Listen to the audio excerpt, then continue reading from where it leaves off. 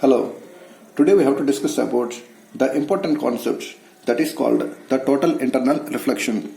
So here we have two mediums. Medium 1, which is said to be the denser medium, and medium 2 is nothing but the rarer medium.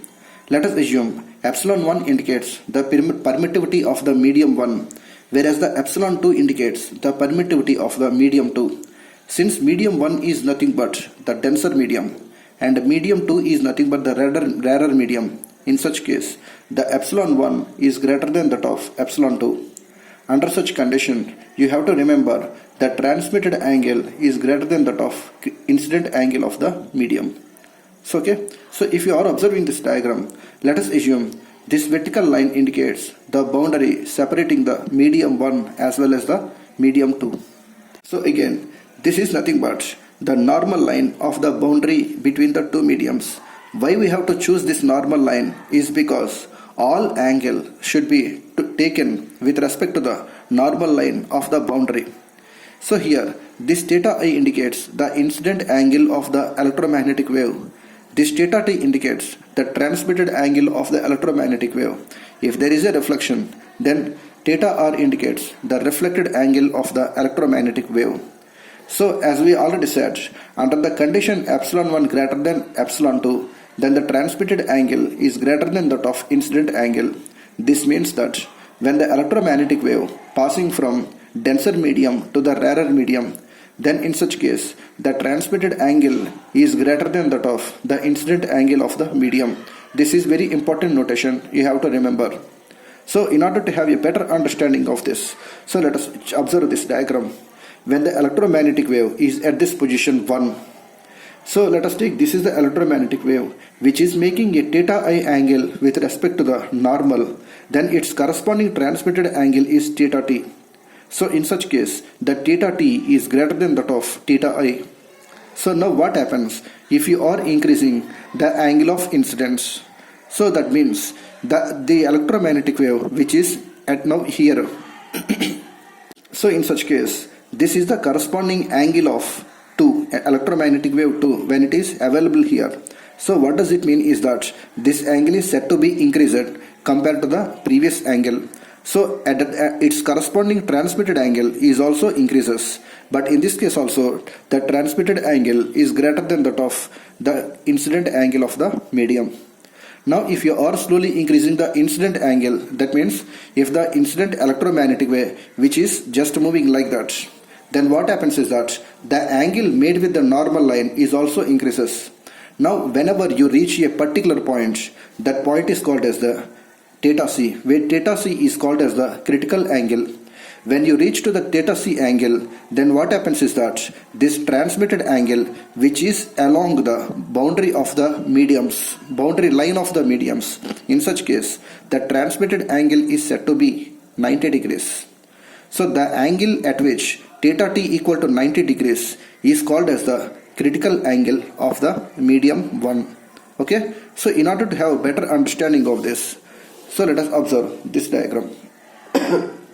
You see, when the electromagnetic wave is at this position, let us assume the incident angle is equal to the critical angle. In such case, this incident electromagnetic wave which is passing along the boundary separating the two mediums, that means on the boundary line of the medium of the both of the mediums. Okay, so now what if you are increasing the incident angle greater than that of the critical angle? So if the incident angle greater than critical angle, then what happens is that there is a reflection occurs in the same medium 1. That means, let us take the electromagnetic wave is near this 4. That means this electromagnetic wave shifted to 4. Then what does it mean is that this incident angle is said to be greater than that of the critical angle. Then its corresponding transmitted angle which will be reflects instead of refraction in the medium 2. Now this incident angle, the incident electromagnetic wave which is reflecting in the same medium. So the angle at which the incident angle makes a 90 degrees angle with the transmitted angle is called as the critical angle of the medium. That means in order to have a perfect reflections in the medium 2, if you want to achieve a perfect reflections in the medium 2, you should not exceed the incident angle greater than that of the critical angle of the medium. So for example, let us assume if you are placing a optical fiber near this. So let us take this is the corresponding optical fiber. So if you are not exceeding the critical angle of the medium, then in such case, this incident electromagnetic wave which can able to strike the near this, then again it will be reflect back, then what happens is that this incident electromagnetic wave can have possible reflections, thereby passing throughout the optical fiber over its length. So this is the major reason behind for the selection of not to exceed the incident angle greater than that of the critical angle of the medium. If the incident angle is greater than that of critical angle of the medium, then what happens is that this incident electromagnetic wave does not able to pass into the medium 2. So it is reflecting back in the same medium. So in order to pass this incident electromagnetic wave through the optical fibers, it is necessary to ensure that the incident angle should not be greater than that of critical angle of the medium. So this is the basic concept regarding to the reflection, total internal reflection of the mediums. Okay. So far we obtained the relation between the transmitted angle as well as the reflected angle, which is given by sin theta t by sin theta I equal to square root epsilon 1 by epsilon 2. This is also given by the relation which is given by n2 divided by, this will be n1 divided by n2, where n1 is nothing but the refractive index of the medium 1 and n2 is nothing but the refractive index of the medium 2.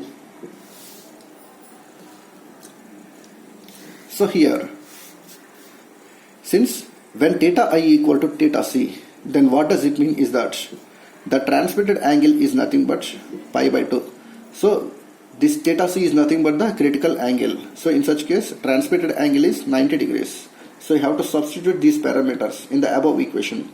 Then what happens is that sin 90 degrees divided by sin theta I equal to square root. In terms of permittivity, you can have to represent like that. If you want to represent the same in terms of the refractive index, you can able to represent like that. So you can able to represent this equation like that, or you can able to represent this equation like that. Anything is okay. Okay. So sin 90 degrees is said to be 1 divided by sin theta c. So this is theta c. Sin theta c equal to square root epsilon 1 by epsilon 2, or this is also equal to n1 by n2. If you are taking this, if you are making these two equations, then what happens is that sin theta c equal to square root epsilon 2 by epsilon 1. So in such case, the critical angle of the medium is given by sin inverse square root epsilon 2 is divided by epsilon 1. So this is the corresponding equation for the critical angle of the medium.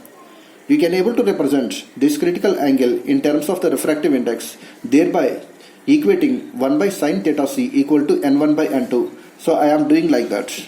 Then what happens is that 1 by sin theta c equal to n1 by n2. So that implies sin theta c equal to n2 divided by n1. If you want to take theta c, then what happens is that sin inverse of n2 by n1. So this is the corresponding critical angle of the medium when refractive indexes are said to be considered. Now this is the corresponding critical angle when its permittivities are said to be considered.